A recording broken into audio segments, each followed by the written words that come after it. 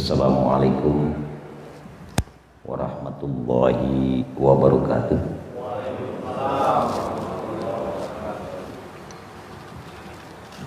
Alhamdulillahilladzi ja'alal hayata aqidatan wa jihad wa ja'alaha da'watal islamiyah ila yaumil ma'ad. Asyhadu an la ilaha illallah rabbuna wa rabbu sa'iril ibad wa asyhadu anna muhammadan abduhu wa rasuluh ala man jihad.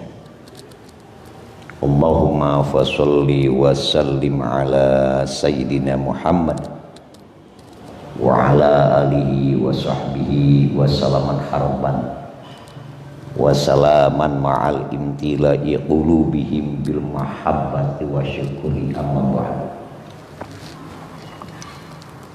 Yang semoga Allah muliakan hamba-hamba Allah yang barusan saja tadi mendekatkan diri taqarrub ilallah, melaksanakan ritualisme dalam konteks ibadah.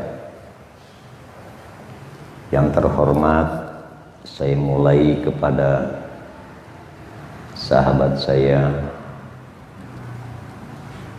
Bapak Brigadir Jenderal Marinir Pak Haji Bambang Sutrisno beserta keluarga.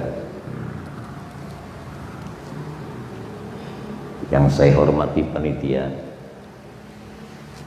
beserta rekan-rekan serta jamaah-jamaah yang semoga Allah muliakan, amin. Amin ya rabbal alamin. Pada pagi ini ada kajian yang unik sekali, tapi kita serpihan-serpihan saja.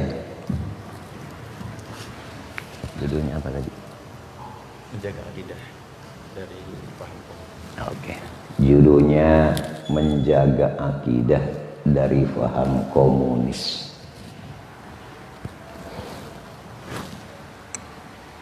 Saya sedikit menjemput ilmu dari luar ini supaya ada istilah Islam kekinian. Kata Benvenance, credo et intellego, intellego et credo. Kan begitu, keren dikit nih. Credo et intellego, percaya dulu, pemahaman belakangan. Intellego et credo, pemahaman dulu baru percaya. Biasanya kalau credo et intellego dalam hal yang bersifat agamis, religi. Contoh, kita agama Islam. Ketika ditanya apa sih Islam, nggak tahu tuh. Wong dari kecil saja kita sudah Islam. Kita sholat. Apa mana sholat? Nggak tahu tuh. Itu yang dimaksud dengan credo et intellego. Kalau dalam sains, intellego et credo, pemahaman dulu baru percaya. Kok kenapa Wali Songo mengajarkan terlebih dahulu nilai dan makna dari azan? Wali Songo menyampaikan begitu indah, Allahu Akbar, Allahu Akbar. Apa Wali Songo menyampaikan? Ungkapkanlah oleh kalian bahwa Allah Maha Besar. Diungkapkan dulu. Baru setelah diungkapkan ada pertalian kesaksian. Asyhadu an la ilaha illallah mengikat.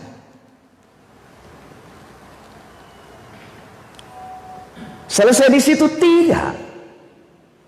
Asyhadu anna Muhammad Rasulullah.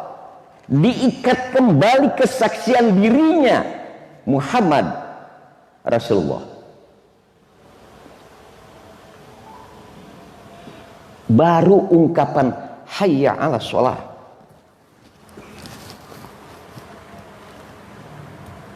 Mari kita menyerahkan diri ke hadapan Allah.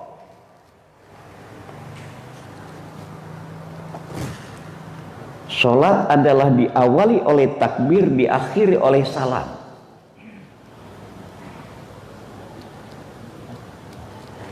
Ada cukup menarik ketika seorang tokoh dari Indonesia, mohon maaf saya lupa, kalau benar tolong salah benarkan, kalau salah tolong benarkan, mudah-mudahan juga ini salah. Profesor Dr. Anton Timur Jailani, tokoh pendiri salah satu senior di GPII, datang ke Jepang. Orang Jepang bertanya, kenapa sih umat Islam itu sholatnya kayak begitu, angkat tangan, ruku, sujud, salam, bla bla bla, kan gitu. Profesor Anton Timur Jailani menjawab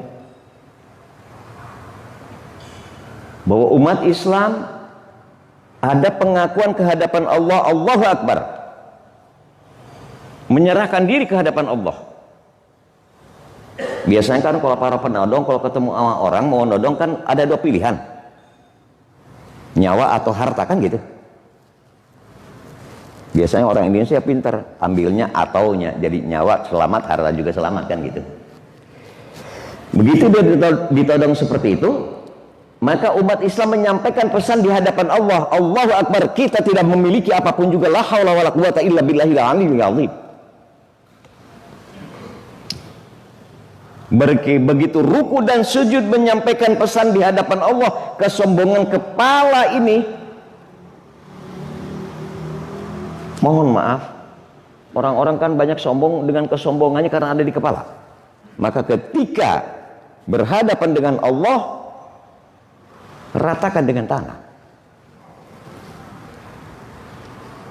And then setelah itu salam ke kanan dan ke kiri, menyampaikan umat Islam selalu menyebarkan dan menebarkan kebaikan. Ini simbol yang harus dijadikan sebagai ukuran, khususnya umat Islam, umumnya untuk kita bersama, apa makna dibalik rahmatan lil alamin. Tidak pernah ada tuh secara simbolik umat Islam menyampaikan pesan perang. Tidak, dalam sholat aja menyampaikan Assalamualaikum warahmatullahi wabarakatuh. Salam. Luar biasa.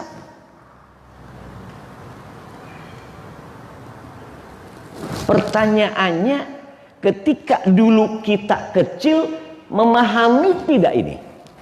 Tidak. Itulah yang dimaksud credo et intelligo. Setiap hari kita belajar mau mengakui, maka muncul sebuah keyakinan, akidah. Al-aqidatu hiya umurul lati tusaddiqu biha qulub wa tatma'inna ilaihi nufus hatta sarat yaqinan 'inda ashabiha la yukhalituha syakkun wa la yumazizuha ar-raibun. Jadi sebelum bicara tentang perkara akidah, apa yang dilakukan rutinitas itu telah menjelma menjadi sebuah keyakinan. Di Cina kadang-kadang jam tidak berlaku. Info yang saya tangkap. Apa yang diberlakukan? Kebiasaan dan perasaan. Jadi kalau lapar dia sudah tahu mulai jam berapa. Gitu lah. Bahkan ada salah satu orang, seorang tokoh, itu waktu sholat tahajud mulai usia 16 tahun, meninggal sampai 72 tahun, dan itu tidak pernah dilepas. Kebiasaan beliau nggak usah menggunakan pakai jam. Dia tahu persis kalau jam 12 tank pasti dia bangun. Dan dia sholat ngaji sampai subuh. Itu setiap Senin malam Selasa. Setiap harinya lakukan itu dari mulai jam 2:30 sampai subuh. Saya ikuti dan saya perhatikan. Benar rupanya saudara-saudara jamaah. Kebiasaan itu telah menjadikan suatu adat, atau saya menyebutnya kebiasaan itu telah akan menjadikan batasan. Termasuk dalam konteks agama juga, kebiasaan yang kita lakukan itu telah akan menjadi sebuah nilai akidah dalam tanda kutip. Tapi apa yang dimaksud akidah? Hiya umurul lati tusadiqu bihal qulub. Perkara-perkara, segala urusan yang dibenarkan oleh hatinya. Dibenarkan oleh hatinya. Wa tatma'inna ilaihi nufus, sehingga telah akan menghadirkan hal-hal yang dilakukan itu happy, enjoy di dalamnya. Hatta sorot yakinan, sehingga seluruh perbuatan-perbuatan yang dilakukannya itu dengan penuh keyakinan yang tidak pernah bercampur baur antara kebimbangan dan keraguan. Ini akidah. Buhul. Jadi kalau ada tali kita ikat, itu akidah buhul. Buhul itu nggak bakalan bisa dilepas kecuali dipotong. Cuman sangat sayang kadang-kadang umat Islam selalu berlebihan dalam menginterpretasikan akidah. Suka nuduh tuh balik kalau bahasa Jerman, tapi dari satu sisi nggak balik juga. Contoh, ada kan orang suka membawa keris, suka ada nggak orang suka membawa keris? Ada ya? Telah menjadi akidah dalam dirinya kalau bawa keris itu happy. Dikatakan nggak bisa dong, musyrik, mistik. Tanpa disadari dia pun megang handphone kemana-mana, nggak happy kalau tanpa handphone. Sama nggak dengan keris? Sama nggak? Hari ini orang nggak percaya diri kalau nggak bawa handphone. Luar biasa.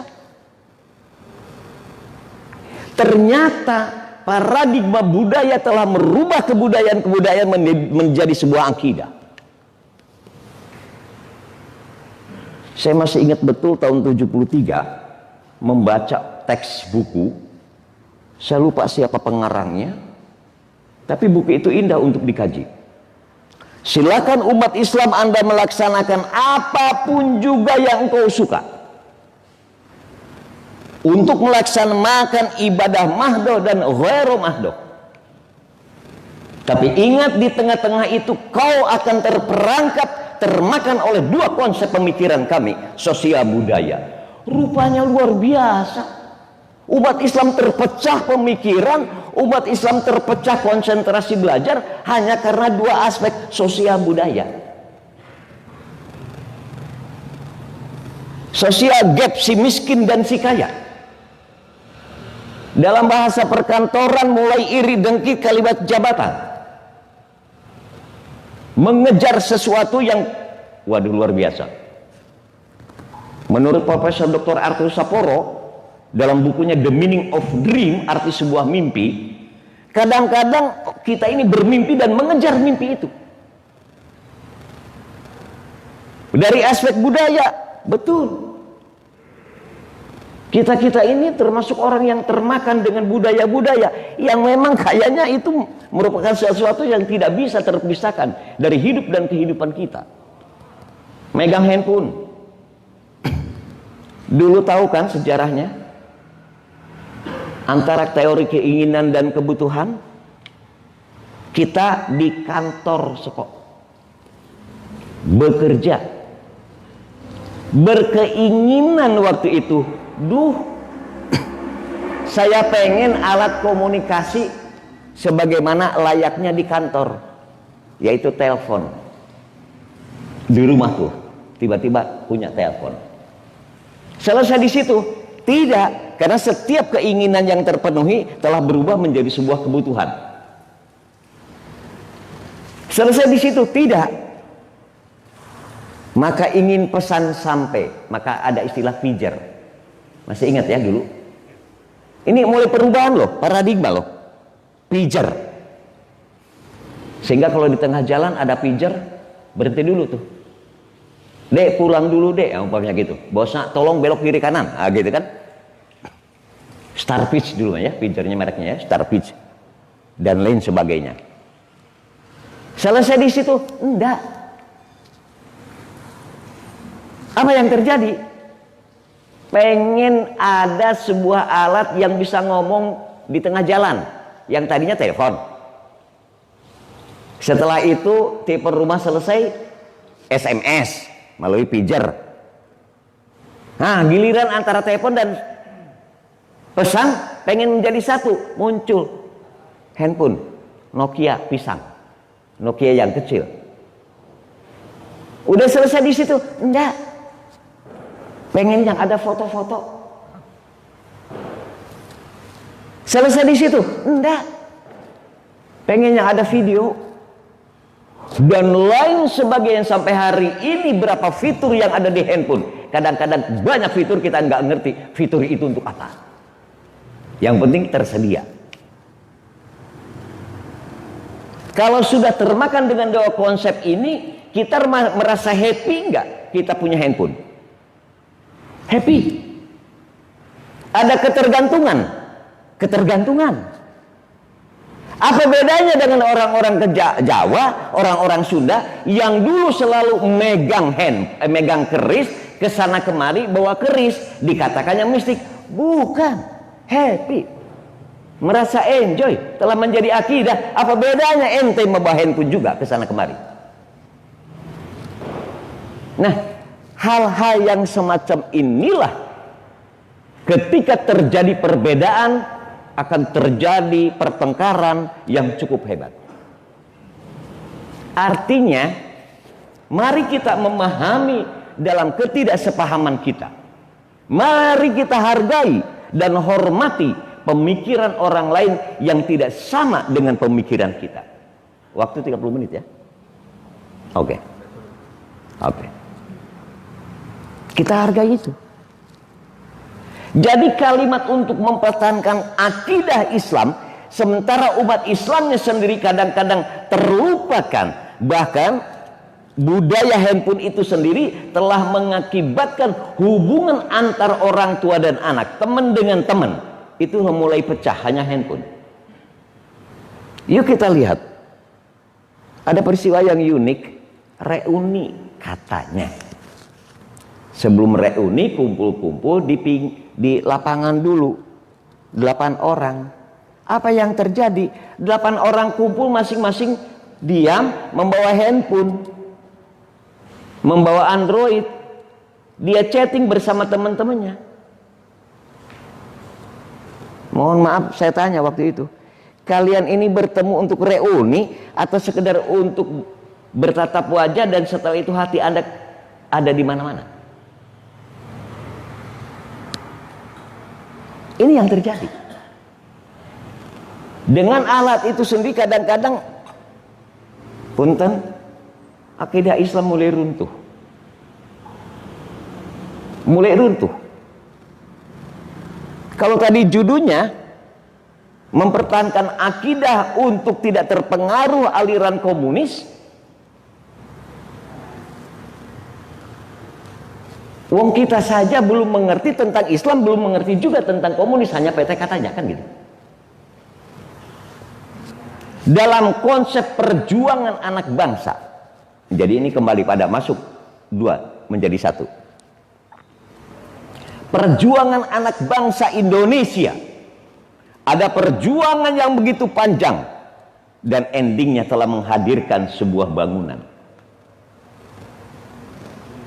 Ada perjuangan panjang yang tidak pernah menghasilkan bangunan, ada bangunan yang tidak dihasilkan dari perjuangan panjang. Indonesia terlahir dari perjuangan panjang, dan itulah bangunannya Negara Kesatuan Republik Indonesia.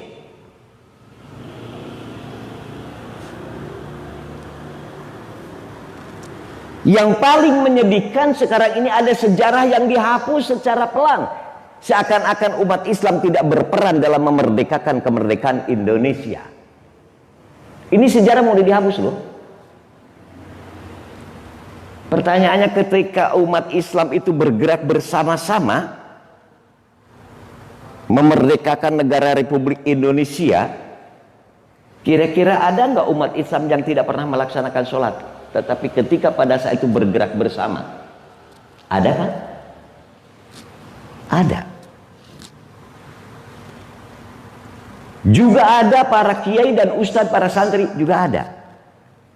Tapi intinya peran umat Islam untuk memerdekakan Negara Kesatuan Republik Indonesia itu harus dijadikan sebagai catatan penting bagi umat Islam. Karena ini menyangkut masalah konteks akidah juga. Tapi kan uniknya sejarah ini mulai dihilangkan. Jadi bagaimana akan dijadikan sebagai ukuran ke hadapan masyarakat bahwa peran umat Islam itu begitu tinggi dalam memerdekakan Negara Kesatuan Republik Indonesia? Yang kedua, tadi jangan, mudah-mudahan tidak terpengaruh dengan paham komunis. Dalam sejarah ada pelaku sejarah, pencatat sejarah, pembaca sejarah. Kita ini pembaca sejarah. Tapi ada juga pelaku sejarah. Bahkan ada juga pencatat sejarah. Pelaku sejarah itu para pejuang. Para pejuang itu pelaku sejarah. Tapi di situ ada pencatat sejarah. Tujuannya untuk anak cucu kita membaca sejarah. Dan kita ini barangkali juga bagian dari pembaca sejarah. Gitu loh. Di situ dalam perjuangan itu untuk tidak terpengaruhi oleh komunis, sehingga pemikiran selalu hadir. Komunis ajarannya ajaran ateis yang tidak beragama. Pasti marah mereka ketika ditanya, kami kok tidak beragama? Yang baik dibalikan, benarkah komunis beragama? Jangan dipertanyakan komunis tidak beragama. Pertanyakan, benarkah komunis beragama? Kalau beragama nggak mungkinlah membunuh umat sesama agama. Sejarah telah membuktikan itu. Kita hanya menyampaikan atas dasar sejarah telah membuktikan itu. Karena kita bukan pelaku. Artinya apa? Sebelum berbicara itu, keyakinan umat Islam untuk diyakinkan, untuk didalamkan dalam hati kita, mempertahankan akidah umat Islam. Kok kenapa? Punten banget ya, umat Islam itu begitu mudah dicerai-berai. Mudah. Seperti tadi, silakan umat Islam melaksanakan apapun juga, tapi ingat di tengah-tengah itu kalian akan termakan dengan dua konsep pemikiran kami, konsep sosial budaya. Cukup di situ? Tidak. Karena apa kata dia? Karena kalian jangankan ahli, faham saja tidak. Kalau dalam kenegaraan, jangankan ahli di bidang kenegaraan, faham saja tidak. Di bidang agama juga sama. Jangankan kalian ahli, faham tentang agama saja tidak. Jangankan faham, mengerti saja tidak. Nah, lu mulai lagi nih, lebih jatuh lagi. Kalau tadi ahli, jangankan ahli, faham saja tidak. Jangankan faham, ngerti saja tidak. Jangankan ngerti, tahu saja tidak. Jangankan tahu, mau belajar saja tidak. Nah, mulai turun lagi nih. Ya, yang tadinya ahli, faham, mengerti, tahu, mau belajar. Apa jawab? Jangankan mau belajar, mengaku diri muslim saja gengsi.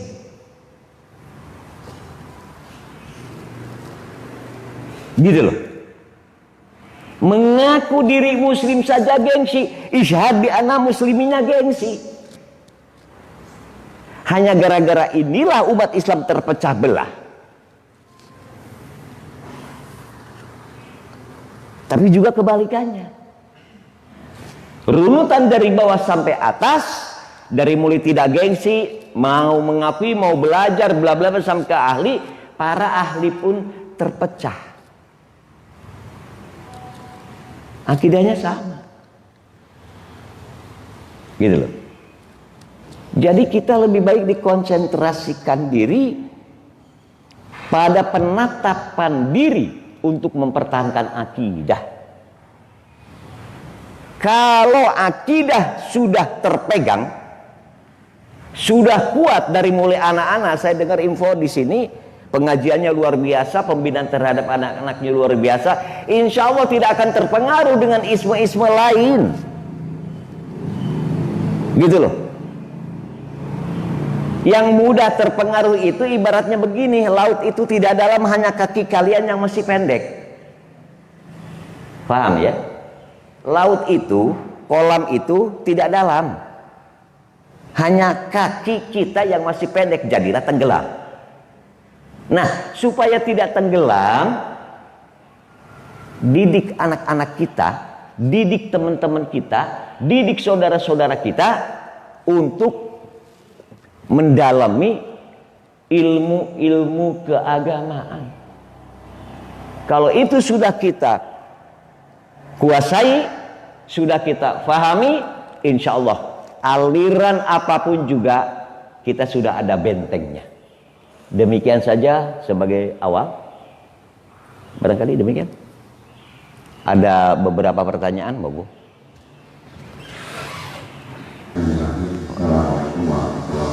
Waalaikumsalam warahmatullahi wabarakatuh.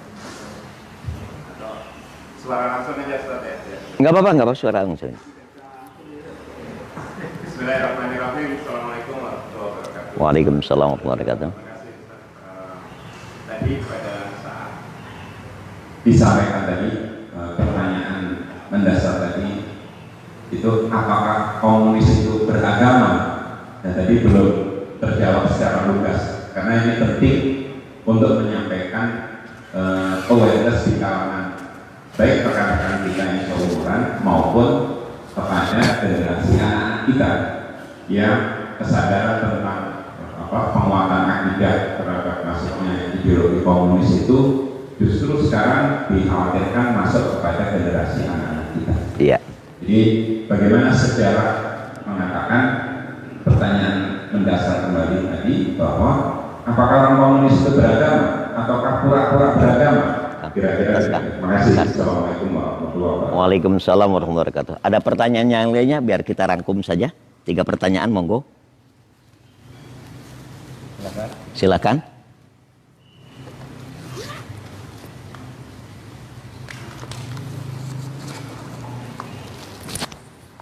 Ada yang lainnya?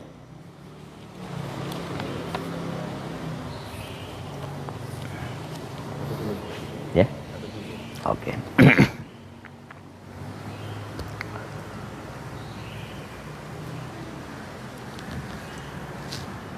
Terima kasih, pertanyaan itu cukup dalam. Saya sengaja tadi tidak melanjutkan supaya ada respon. Benarkah, bukan orang komunis loh ya, benarkah ajaran komunis itu beragama? Kalau orangnya bisa beragama, orangnya.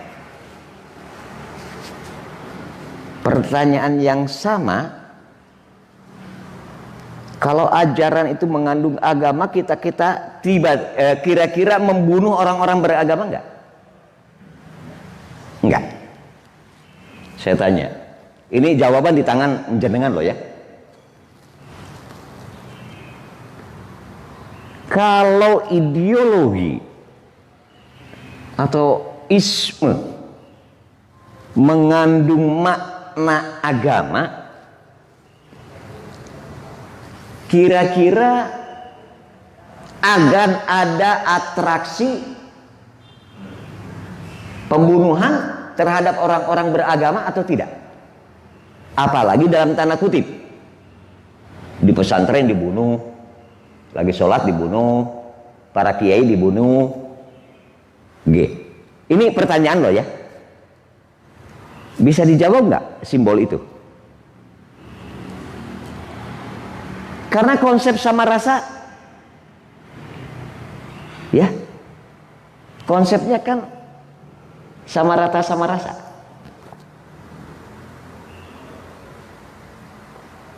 Benarkah ajaran atau ideologi komunis masih ada di kita? Organisasi itu bisa mati. Di dunia ini tidak pernah ada ideologi yang mati. Di dunia loh ya. Mau Islam, mau Kristen, mau Konghucu, mau apapun juga tidak akan mati. Ideologi. Jadi kalau dikatakan mati, enggak ada. Gitu loh. Cuman ditambahi dendam dan benci. Dendam terhadap TNI, benci terhadap umat Islam. Gitu ya. Saya masuk dalam rumah tangga jenengan. Tiba-tiba mengambil barang dan mengganggu rumah tangga sampean. Marah nggak? Marah. Umat Islam merasa rumah tangga akidahnya diganggu, keberadaan itu ya marah juga. Tidak terkecuali umat Islam, ngaku umat Islam, berteriak dari A sampai Z, mengganggu akidah rumah tangga kenegaraan, ya marah juga negara. Gitu loh. Ini akidah.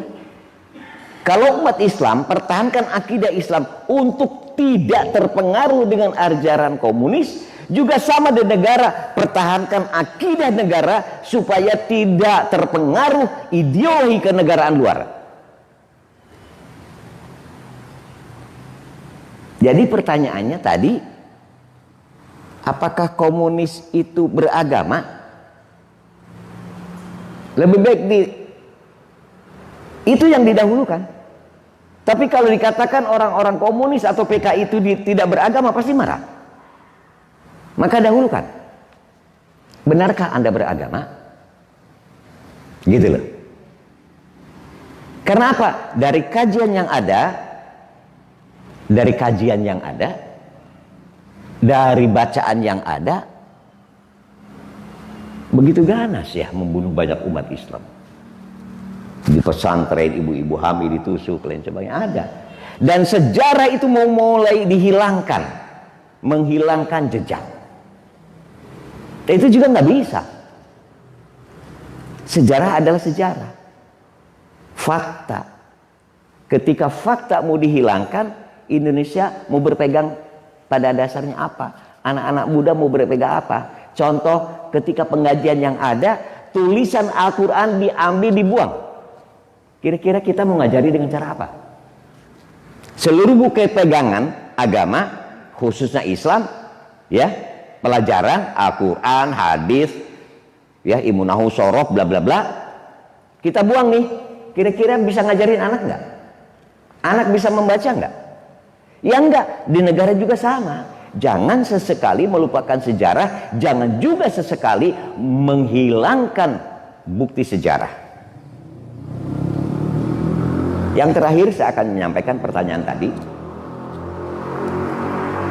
Saya mengambil pesan yang cukup menarik ketika Ibu Umar Wirahadikusuma menjadi wapres suaminya. Kurang lebihnya begini. Ketika ditanya, Ibu Umar kalau mau jadi orang Pancasilais tuh bagaimana? Kurang lebihnya begitu. Kurang lebihnya. Jawaban Ibu Umar Wirahadikusuma menyampaikan, kalau mau menjadi Pancasilais, galilah agama Anda, fahami yang benar, dan setelah itu Anda pelajari juga perjuangan anak bangsa Indonesia dalam rangka memerdekakan negara Republik Indonesia, maka Anda akan menjadi orang Pancasilais sejati. Sekarang kalau kita mau mengkaji agama, agamanya dihilangkan, kitab-kitabnya dihilangkan. Lantas kita mau mengkaji perjuangan anak bangsa, sejarahnya dihilangkan. Kapan kita mau menjadi orang yang dimaksud Pancasilais? Paham ya saya maksudnya? Saya pikir itu jawaban. Kita tidak menjas, mempertanyakan kembali. Nah, oleh sebab itu konsep Islam mayarham yurham. Barang siapa orang yang menghargai, dirinya pun dihargai. Irhamu man fil ardi yarhamka man fis sama. Hargailah yang ada di atas dunia ini. Insya Allah malaikat juga akan menghargai kita. Ada pertanyaan kedua? Mangga silakan. Silakan. Ya, kami silakan. Assalamualaikum warahmatullahi wabarakatuh. Waalaikumsalam. Pertanyaannya singkat. Perlukah kita memahami atau mempelajari isme lain? Kenapa? Kenapa? Perlukah kita belajar atau memahami atau mengerti isme-isme yang lain? Kenapa? Kenapa gitu ya? Oke. Ada lagi?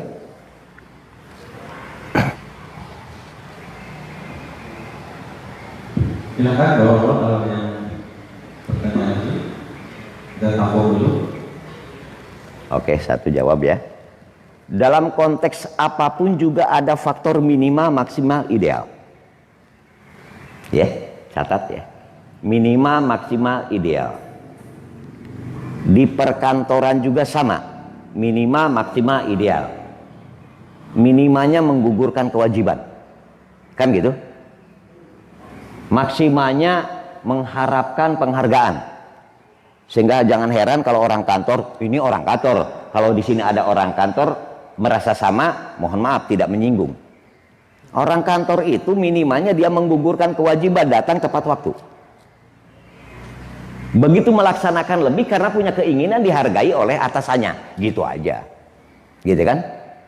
Idealnya dia komitmen dalam jati dirinya melaksanakan tugas karena hak dan kewajibannya. Bahasa umat Islam, kemarin kita melaksanakan bulan Ramadan, man shoma Ramadan imanan wahtisaban ghufirallahu ma taqaddama min dzambih. Ini faktor ideal loh ya. Ya, faktor ideal. Ada puisi yang cukup menarik ya dari salah satunya Syekh bukan Siti Jenar. Dalam doa begini, ya Allah, sekiranya engkau aku masukin dalam surga tapi engkau marah, aku tidak mau. Ya Allah, sekiranya aku engkau masukin ke neraka tapi engkau tersenyum, aku mau. Ini unik ini. Saya dulu pernah membaca doa itu, karangan siapa, tapi cukup menarik dalam konteks filsafat. Ya. Nah, jawaban yang tadi, apakah kita perlu? Saya katakan tadi, penuhi dulu kakinya menjadi tinggi. Ya, isme itu ibarat laut yang sama, gitu loh. Cuman kaki kita terlalu pendek ketika kita tidak mempelajarinya. Kita akidah Islam, isme Islam, pelajari dulu Islam. Jangan Islam belum dipelajari, isme orang lain dipelajari, maka bingung, coy.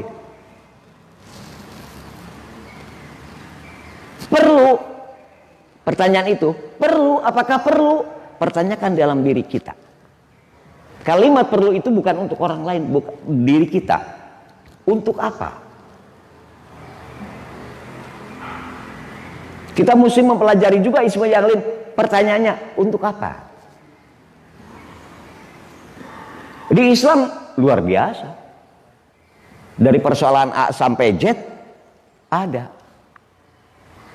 Karena Islam agama yang sanggup menjawab persoalan-persoalan hubungan antara manusia dengan Tuhan, manusia dengan manusia, manusia dengan lingkungan. Mesti apa lagi yang dipelajari? Konteksnya isme pasti hubungannya antara manusia dengan manusia, manusia dengan lingkungan, manusia dengan Tuhan. Kalimat isme, ideologi. Gitu kan? Bukan berarti tidak ada hubungannya.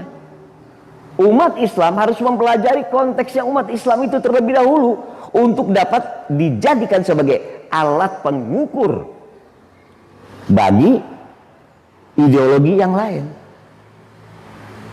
Ketika kita tidak pernah mempelajari ideologi kita sendiri, ya mohon maaf dengan bahasa tadi, sesungguhnya kolam itu tidak dalam, cuman kaki yang masih pendek, jadilah kalian tenggelam.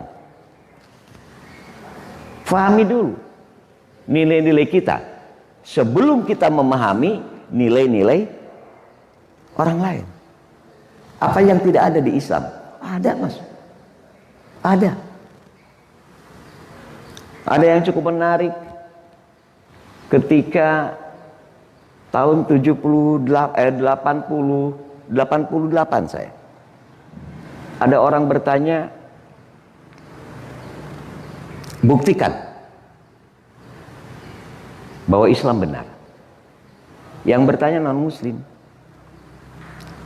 Apakah saya mempertaruhkan dalil tentang Quran? Ya enggak. Kata dia, itu kan dalil berlaku bagi ente, bagi gua kagak. Kan gitu jawabannya pasti. Saya hanya akan bertanya sama beliau, ada nggak dalam agama Anda bahwa telah diketemukannya dua laut yang berbeda yang airnya tidak pernah bercampur? Dia diam. Dalam Islam surat Ar-Rahman, bahraini yataqiyan bainahuma barzakhul la yabghiyan fa bi ayyi ala'i rabbikuma tukadziban. Sedikit saja baru dia bingung. Gitu loh. Yang kedua, dulu Buya Malik Ahmad pernah ditanya oleh seorang tokoh.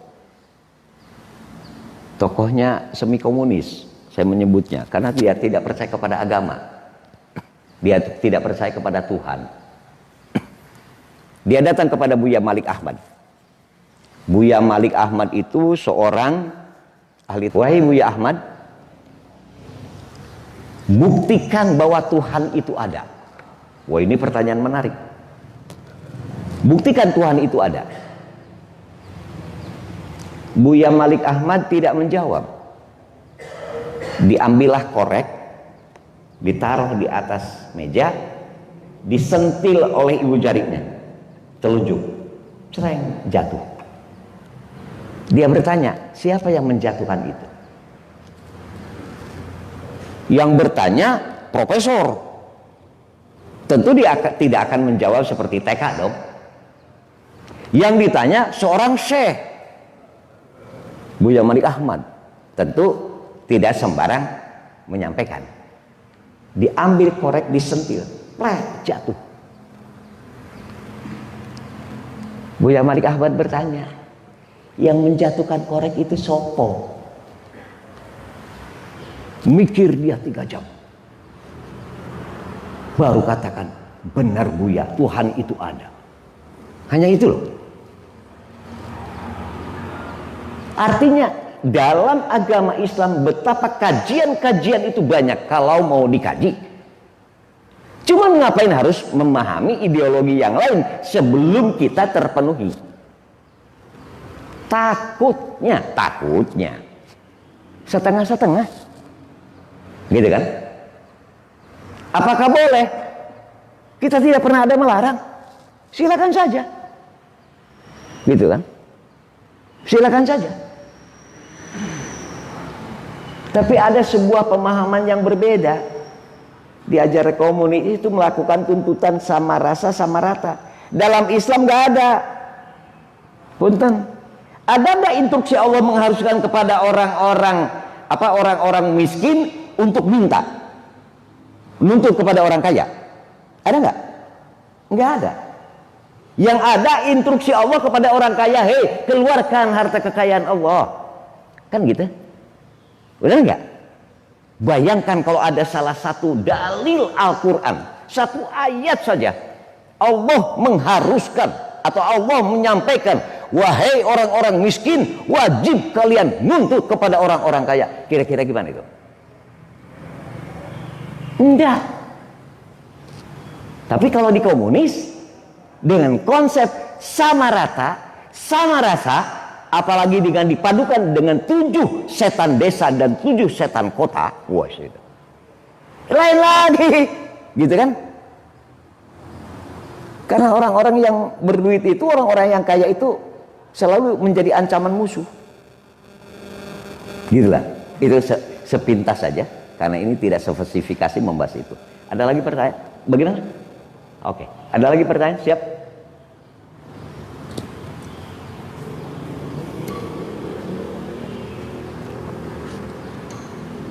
Terima kasih Ustaz. Siap.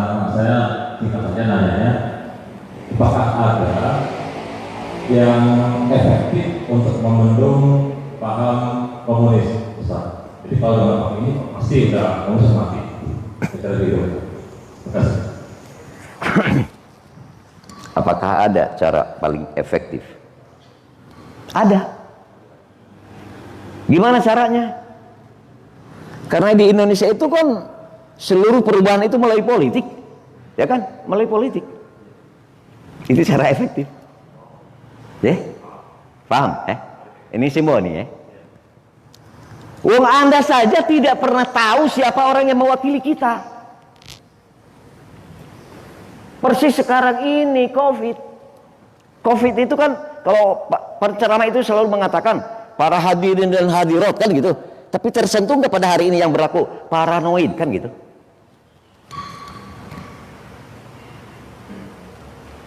Kan gitu. Cara efektif adalah itu. Yang kedua, menggali kembali sejarah perjuangan bangsa. Ini saya bicara atas nama seakan-akan kenegaraan, ya. Demi untuk NKRI, kaji kembali sejarah perjuangan bangsa dari hal-hal yang terkecil sampai hal-hal yang terbesar. Itu dijadikan sebagai ukuran untuk membentuk, minimal mempertahankan keyakinan kita dulu, gitu loh. Secara politis salahnya kita tidak ngerti, gitu loh. Karena apa? Hampir pada umumnya para politisi itu ya ingatnya hanya sekali lah dalam setahun, dalam 5 tahun ya. Ingatnya sekali dalam 5 tahun, gitu kan. Jadi kalau ada yang aktif ke masjid ketika politik pilkada lain sebenarnya pasti ini calon ini, itu aja gitu kan. Tapi tidak semuanya semacam itu, gitu loh ya. Yang kedua, kadang-kadang masyarakatnya juga kacau. Bil fulus kulek tembus, mafi fulus wala tembus mampus kan gitu. Ini yang lebih kacau lagi kan gitu kan. Jadi segalanya dengan unsur materi, tidak dengan unsur kepercayaan dan keyakinan. Jadi kalau tadi bagaimana teknik dan caranya mengantisipasi, ya. Kalau secara politis, dunia politik masuk, ya. Kalau minimal kita beli buku, ajarkan di sekolah, ajarkan juga di masjid-masjid, peran umat Islam dalam kemerdekaan negara Republik Indonesia dan kejamnya berdasarkan sejarah yang tertulis kejamnya komunis di negara Republik Indonesia. Siapa yang disalahkan? Yang membuat sejarah. Kita hanya membaca. Kan gitu? Ketika itu tidak, mohon maaf. Maka seluruhnya tidak ada apa-apanya. Dan Indonesia ke depan akan suram. Yang terakhir untuk semuanya, untuk semuanya